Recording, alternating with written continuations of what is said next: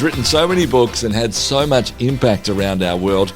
It's a pleasure to have on the program today Philip Yancey, and especially with his recent diagnosis of Parkinson's disease and his willingness to talk about that in light of some of the things he's written and in light of a God who he believes is good and faithful.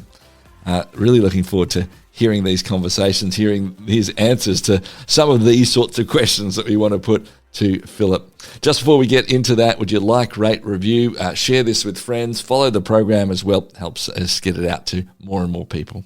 Let's chat with Philip Yancey. Joining me today, a gentleman who has had such an impact around the world with the host of his various books, not least of which, What's So Amazing About Grace. There's a whole heap of others that I'm sure we will mention as we go through this as well. It's an absolute privilege to welcome to the program Philip Yancey. How are you, Philip? I'm doing very well, and it's great to talk with someone in Australia, one of my favorite places. I think I've been there about 4 times.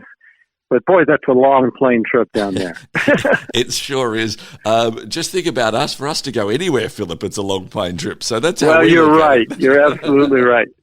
Yes, it's probably why we But this year you've had the whole Women's World Cup, so the world's been looking at you. We sure have indeed. It's been wonderful having that and the excitement of all of what that was as well, which is wonderful.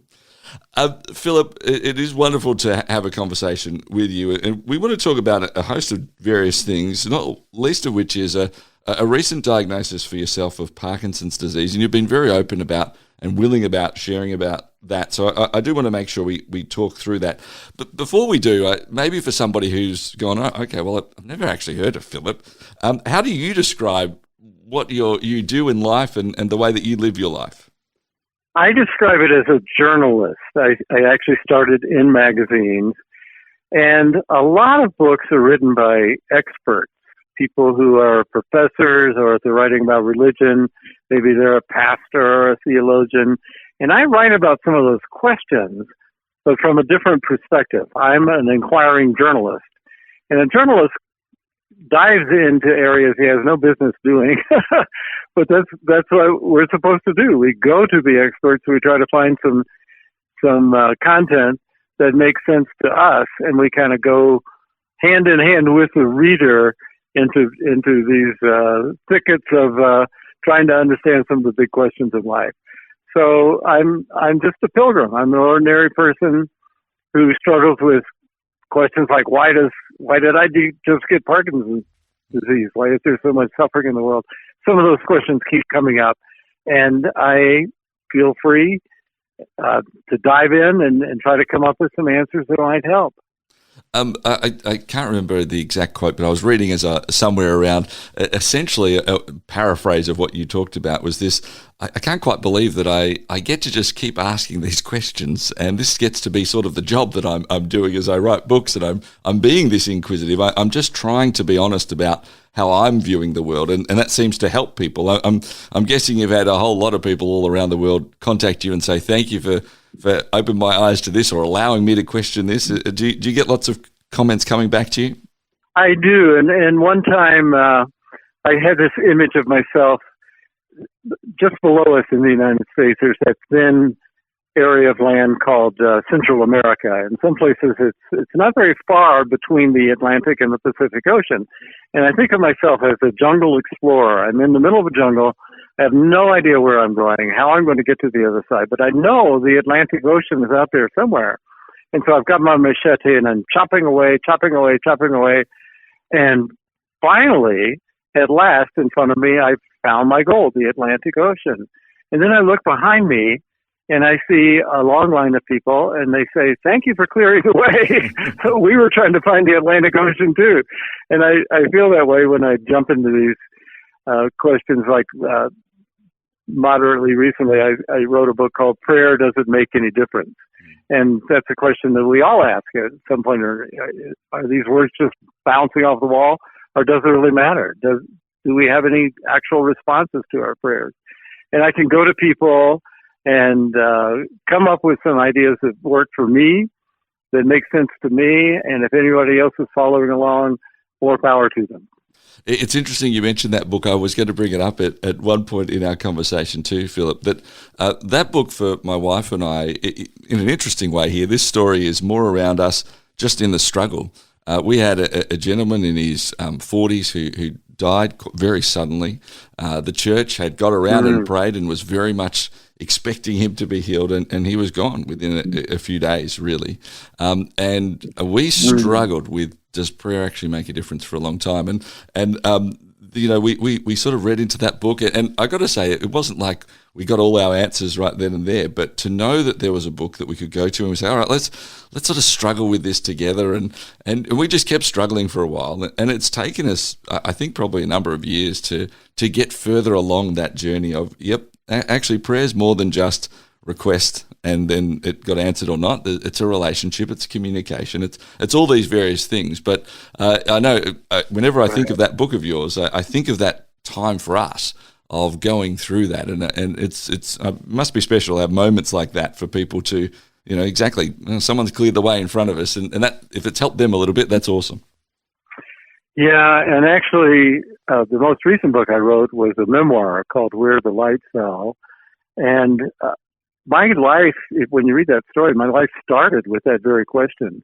Even before I was conscious of my life, I was only 13 months old, so barely a year old, when my father died. And the reason he died, he got polio, which was the great pandemic back in 1950.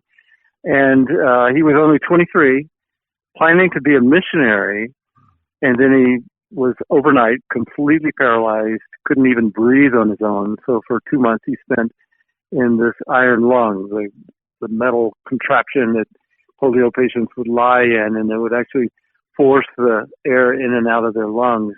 And he couldn't move. He couldn't move his head. He couldn't move anything. People had to come, and they had little portholes with rubber gloves, and they would stick the gloves in and change him and feed him and do whatever was necessary to keep him alive. There wasn't much of a life, and a group of Christians decided that he would be healed. And so they all got together and prayed, and as a result, they removed him against medical advice from that iron lung and from that hospital. And it looked for a few days that he may have some improvement, but then a few days later, he died. And as I say, I was only 13 months old, so I have no memory of him at all. But that pretty well determined a lot of my childhood. My mother was now a widow, unequipped. She had never written a check. She had never driven a car. She was assuming that she was going to have a husband, and she had no income, no money. And so we lived in poverty, and eventually that dilemma took its toll on her in a very unhealthy way, which she took out on the family. That I had a fairly fractured childhood in a lot of ways, and it all traces back to a misunderstanding. Yeah. And I learned early on that not everybody who claims to speak for God does so. These people weren't against my father, they were for him, but they believed that God was going to heal him, and in this case, they were tragically wrong. Yeah. As you mentioned, this is sort of part of what your journey is, even though you weren't conscious of it at the time. But the ramifications of decisions like that, the ramifications of certain belief systems and these sorts of things have had that impact. Why for you, Philip, for somebody perhaps who doesn't know much of your story, that you actually sort of took all of that experience and say, okay, well, pretty much every book I'm going to write, every musing I'm going to do, every inquisitive area I'm going to be is going to be something about God.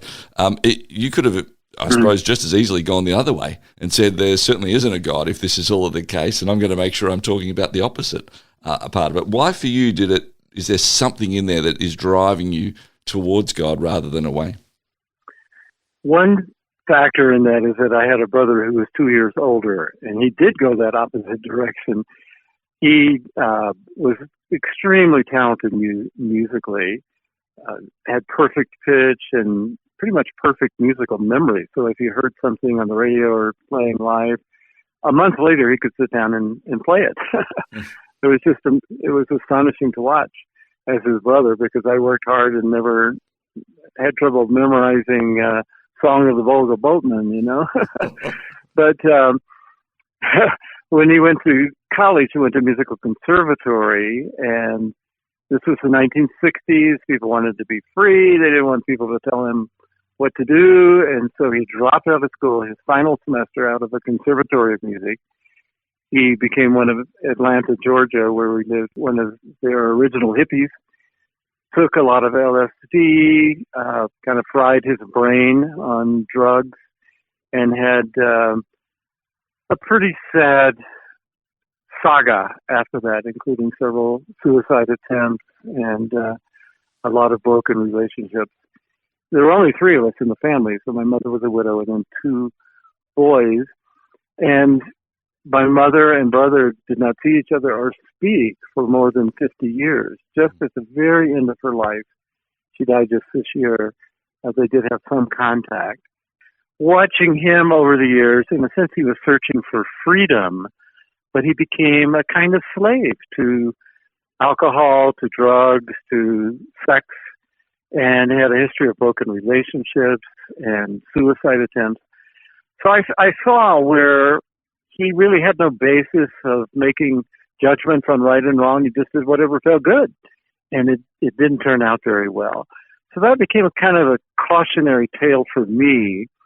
And at the same time, as a journalist, as I interviewed people, I found that the ones that most impressed me were the ones who did integrate their faith with their life.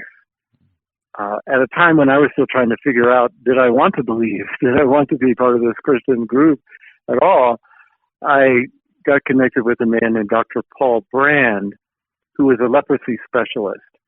And here was a brilliant man. He was asked to be head of orthopedics at Oxford University and at Stanford University, turned them both down, and instead spent his life among the lowest social class on earth. I can't imagine anyone lower than people in India who were in the lowest caste, then called the untouchables, who had leprosy. They were kicked out of their homes. They had to live outdoors at maybe a pile of rocks, and somebody would bring them a bucket of slop every now and then with something to eat in it. And Dr. Brand lived among them, worked among them, patched them back together, remade their hands and feet, invented all these creative surgeries to do that. And I've never been anyone more fully engaged with life. He's a scientist, so he knew every plant, every animal, every bird, and was just full of gratitude and joy for life. And as I was around people like that, and I started being attracted to people who were made larger and better because of their faith, and that's what they had in common. And I wanted that. And Jesus in one of the Gospels says that I came to give you more life. I came to give you abundant life. And a lot of people have the idea, I certainly did, that Christians don't really experience all of life. They're kept from doing things that everybody else enjoys. But the ones that I started following around are ones that were more alive, not less. And we want to talk a bit more about that in that sense of what it means to live that full life, even in the midst of some very difficult things, including Philip's recent diagnosis of Parkinson's disease. We're going to talk about that next. Here on the program, my guest is Philip Yancey. Share your brand, your event, your message across 90 Christian radio stations and major cities in Australia and New Zealand by sponsoring Towards Understanding, hosted by Clayton Bielen. More than 210,000 people tune into Towards Understanding each week, and with just one sponsorship, you'll reach this immense engaged audience. Find out more about this exciting and unique opportunity now on the sponsorship page at positivemedia.com.au. Philip Yancey, author of countless books, and as he's been sharing himself, really a journalist, an inquisitive mind, understanding and asking those questions about God, about life generally. I think one of the quotes that I love from Philip is, he said, "My books are a process of exploration and investigation of things I wonder about and worry about," which I think is quite refreshing. Often we find people wanting to try and write books that say, well, I've got all the answers, but certainly, Philip, it's wonderful that you're not trying to pretend that's the case. You're just your reflections and your investigations as you go. I did want to ask you, Philip, that you have written multiple books. Here's just three: Disappointment with God, Where is God When It Hurts, The Gift of Pain. I mentioned those three specifically because recently you have had a diagnosis of Parkinson's disease, and I would imagine that there's different parts of each of those books, even from just the titles, that came flooding back to you as you heard that. Could you first take us through the understanding of how you knew you had Parkinson's, and then I'd like to explore a bit more about how you're processing this when you've sort of talked about these sorts of ideas and things with many others over the years. But firstly, how did you understand you did have Parkinson's? Interesting story, and it involves an Alfie. We've got some friends in Australia who come up here during your summer, our winter, and go skiing. They've done this several years in a row. He's a great skier, and we were skiing. It was a year ago, I guess. A year ago in February, so almost like 18 months now. And we like skiing bumps, and we like skiing trees. He's a wild guy, and I'm privileged enough to follow him. And I was following him and doing pretty well, I thought. And there was a tree in front of me, and I gave orders to my legs to turn right. And they disobeyed, and I smashed into this tree.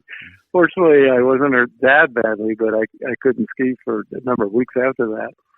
And that was just such an odd sensation because I knew I had given the right orders. My brain said, turn, and my legs didn't respond. A few other things like that happened, and I went to my primary care doctor and they described it and said, do you think I might have Parkinson's disease? And he said, oh, no, Philip, you're in great shape. You don't have Parkinson's disease. So I put it behind me, and that was a mistake because gradually, I just started slowing down. It took me longer to get dressed, and my steps became a little more shuffling, and finally, after about 8 months, I decided I need to go to an expert. And finally, after waiting a few more months to get an appointment, I saw a neurologist. They did a number of tests. And just this February of 2023 said, Philip, you have Parkinson's disease. It hasn't really manifested itself in a serious way yet. I responded well to the medication. There's a good medication for Parkinson's, and it's a degenerative disease, so it gets worse over time. And we've all known Parkinson's patients who are in pretty bad shape. Certainly when I go to groups, I see them, and that may be ahead of me. I don't know. But right now, it's quite manageable with the medication, and I have to make adjustments, adaptations, which is kind of a preview of what we all do. I am 73 years old, and even though I'm very active, I do all sorts of outdoor sports here in the state of Colorado. But when you're 73, you make changes. I don't ride the same mountain bike courses that I did 10 years ago. And aging involves those adaptations of letting go. And we all do it. We have to do it. We can't do things at 70 that we could do at 60 or 50. But Parkinson's can speed up that process. And of course, going to the hospital on a regular basis for checkups, I see people with much more serious neurological diseases. The disease we call ALS and muscular dystrophy and multiple sclerosis. And it's there's a sword hanging over my head. There's no doubt about it. And I'm trying to learn from it, and I'm trying to put into practice some of the things I've written over the years. What are some of those things that you are deliberately going back to that you've written, that you've as you've talked to others, as you've done this? And I know part of the process you've been pretty open about sharing. I didn't want to be labelled Philip with Parkinson's, but you understand there's going to be aspects of all that sort of stuff. So what are some of the things that you've actually even written or been a part of that you're now reminding yourself of? As a journalist, to my surprise, I found that some of the people that impressed me most were people who had very difficult lives. And surveys show that when you ask people, at what point in your life did you grow the most, either psychologically, or spiritually especially, about 80% of the people who answer talk about a tough time. It may not involve physical pain. It may be a time when you're in graduate school and you have no money and you eat baked beans out of a can 6 days in a row, something like that. Or a time when maybe you have a child who has an illness, and you pull together as a family because you're facing this dire situation and you need help. And I found, as I interviewed and got to know people who had been through suffering, in some cases almost defined by suffering, that they had a depth and a wisdom and a resilience that people who spend their lives enjoying pleasure and success don't have. In fact, I came up with this principle. We all have a whole different set of gifts and struggles, and life is not fair. Some people have a lot more struggles than I do. Some people have a lot less. Some people have a lot more success than I do. Some people have a lot less. But I found among the people I got to know as a journalist, people are better stewards of failure and suffering than those people who are stewards of success and prosperity. It's a funny thing, because here in America and Australia is somewhat similar, I think. It's the celebrity culture, and we emulate famous people, and everybody wants to be rich. But as I got to know some of these very successful rich people, I don't envy their lives. Actually, I don't want to be one of them. And I really learned from people who faced struggles and yet saw it through to the other side. I came up with a phrase that it's almost a mantra for me, Clayton. It goes like this: that pain redeemed impresses me more than pain removed. Pain redeemed. That people who go through a hard time and actually go through it and learn from it and don't become bitter, but use it in a positive way, impress me much more than those who just get it taken away right away. And we live in a kind of pain-aversive society, so we're always trying to find a faster drug to stop pain, But when you look at history, when some of the greatest thinkers didn't have those advantages, they didn't have those drugs, modern drugs that we have, and yet they are the ones who came up with the kind of wisdom of life that we all need at one time or another. And I want to learn that wisdom. I just next week, as we're talking here, I'm going to be speaking at a camp for post-polio survivors. I agreed, just a small group at an outdoor camp, and I agreed to do that, of course, with my history of my father dying of polio. They were children when they got it. Polio mostly attacked children, and so they were 4 or 5 years old back in 1950, but of course they're in their 70s now. And I know what I'll find, because I've been around people like that. I'll find that, yes, we have stories of being bullied and just the sadness of growing up with crutches and braces on their legs and all that. But I'm going to learn from these people. They will come away with a toughness and a sense of gratitude for life that puts some of the hedonists to shame, frankly. Yeah. And it's just an observation that I have seen again and again as a journalist and the people I've gotten to know. With that sort of framework, as you think about that, and there's such beautiful, scribbling down those quotes as well, that pain redeemed inspires more than pain removed. For you personally, as you thinking about what Parkinson's means for you, do you look into the future? Is there any aspect that you are actually afraid, Philip, or is it more a sort of you're looking through, trying to see where the depth and that growth would come, or is there a bit of both in that? It was a shock when I got the diagnosis, for sure, because I am a very active person, and I had this image of what Parkinson's could look like in its extreme form, and that may happen. It's not going to happen right away. It's going to be a gradual thing, and I will have to change my focus, I'm sure, and I like to be independent. I don't like to rely on other people. I don't like to feel helpless, but I'm going to face those things at some point. and I need to plan for it. We may at some point start looking for what we call an assisted living facility here, where you can get outside help. Probably not going to be living in the mountains like we are now. Our lives are going to change. We do not have children. My wife and I don't. So that's a complication too. It's not like there are people in their 50s who are looking out for us and will be available. So we have to, I wouldn't say fear. I don't fear it, but I'm aware that it takes adjustments, and I can either be whiny and bitter about it, or try to learn from it and pass on that wisdom that I will learn through the suffering, pass it on in a helpful way to others. Yeah. I know my grandfather had Parkinson's, and it was certainly a number of years ago now that he passed, and the medications improved and all those sorts of things. But the lasting memory I have is of his determination, but also my grandmother's determination in caring too.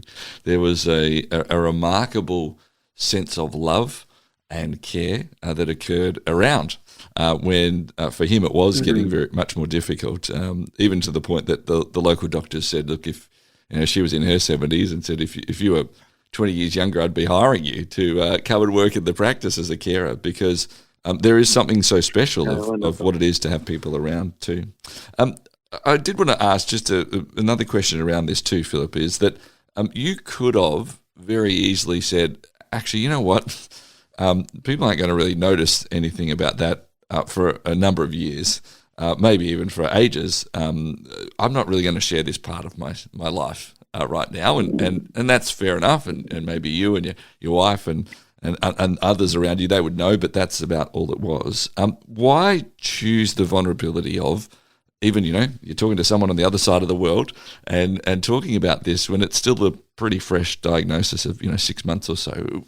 Was there a moment that you ever thought, actually, I might just keep this to us, or were you always going to share that, and why?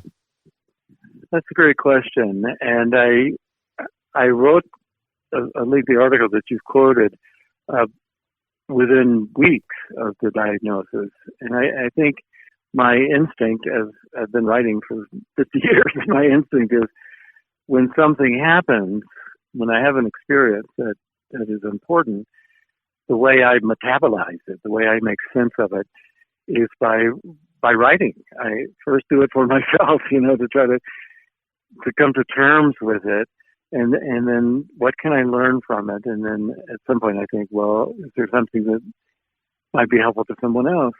And I have received letters. I got a lot of response, and I received letters from a number of people who said, I have Parkinson's, and I hid it for 10 years.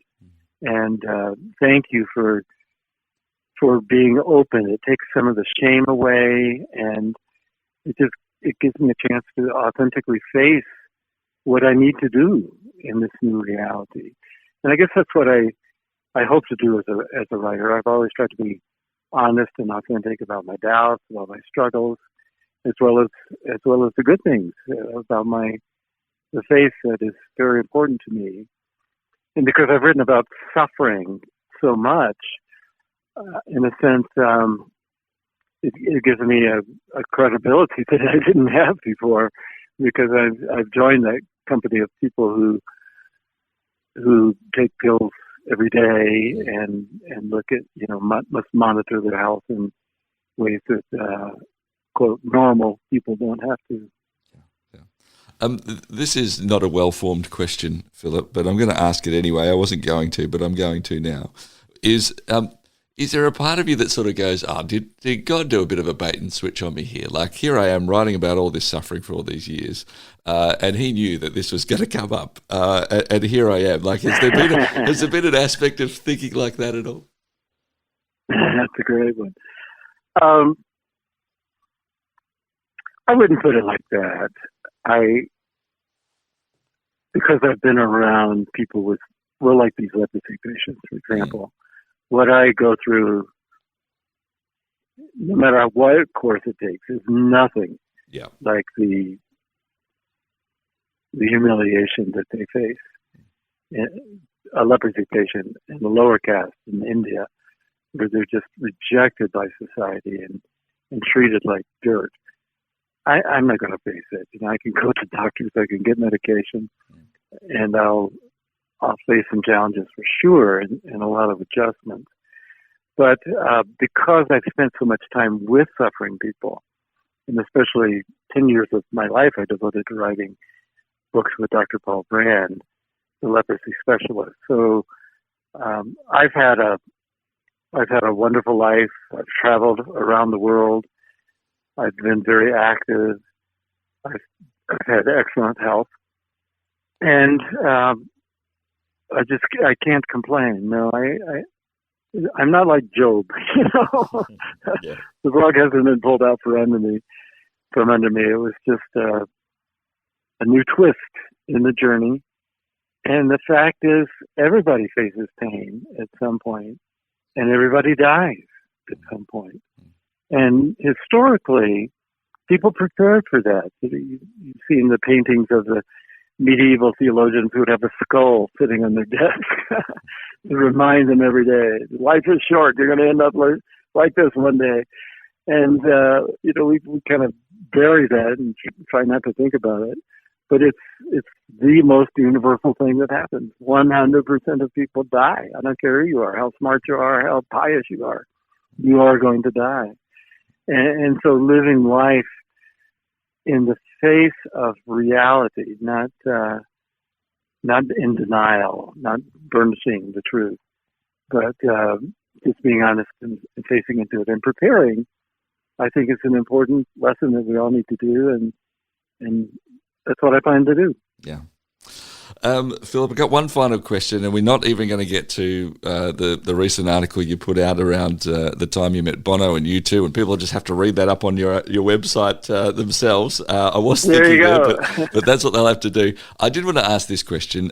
There's many people listening around the country on radio at the moment, maybe those who'll be listening later on a podcast as well, who may not have an understanding of Jesus or a faith that you do, but are sitting there and saying, well, I understand the pain, and I understand that there seems to be something more to all of this. And as Philip's talking about this, it sort of seems to make sense too, that there's something else beyond what this is. If someone's in that situation right now, what would be your encouragement of what maybe should they think, or what should they do as they start saying, look, I don't want to just sit in this, there might be something. I want to start asking. I want to start knowing what those next things might be. Yeah, I'm a Christian, and for me, you can't do any better than look straight at Jesus. In a lot of ways, the church can get in the way of our proper understanding of God. The church I grew up in certainly did. I came away from that church with the image of God as this kind of cosmic policeman in the sky, frowning, trying to keep everybody from having a good time. And it took me a long time to recover from that toxic image. I wrote a book, one of my books is called The Jesus I Never Knew, and it's about that very process, because I didn't know the real Jesus. But anybody, you can find a Bible pretty easily in a country like Australia. Just read the Gospels for yourself. Start with one of the simplest ones, the Gospel of Mark, and just watch this Jesus, who we believe was sent as the Son of God to show us what God is like and what we should be like. And just watch how he responds to people, suffering people, angry people, rich people, poor people. And he's full of surprises, he's full of creativity, and he's worth getting to know, he's worth following. And I know that the church can get in the way, and I could tell you stories that probably top whatever church stories you can come up with, because I grew up in a pretty bad one in the fundamentalist, racist South. And I know a lot of people have been wounded by the church, because the church is made up of flawed human beings, just like you and me. And sometimes we get it right, sometimes we don't. But for anyone who's really seeking, I would say, start by just taking a look at Jesus, because he changed. Here's a guy who changed history more than anybody. It's inarguable. I don't care if you're an atheist. Our calendars date from Jesus' life, and if you look back at the Roman Empire and what was going on and what happened in the next few centuries, it all traces back to Jesus, this man, who was only active working maybe 3 or 4 years. That's all. But he had that power, he had that charisma, and he had that genius, and just a spiritual power that he brought to the world that has never stopped changing lives around the world. And certainly did, as you said, knew that pain and death and suffering and grace and love all mixed in as part of what we've been talking about too.